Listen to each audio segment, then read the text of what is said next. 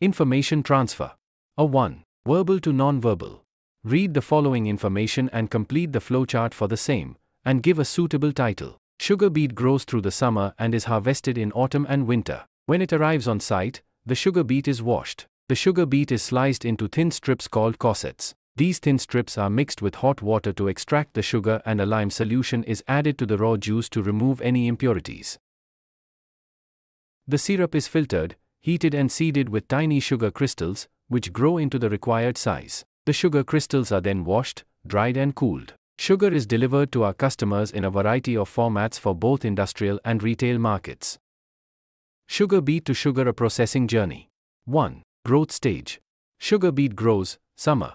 Harvested, autumn and winter. 2. Arrival and initial processing. Arrival on site washing. 3. Slicing.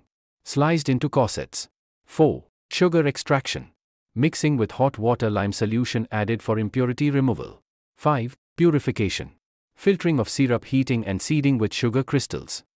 6. Crystallization, crystal growth to required size. 7. Final processing. Washing of crystals, drying and cooling. 8. Distribution. Delivered to customers, industrial and retail formats.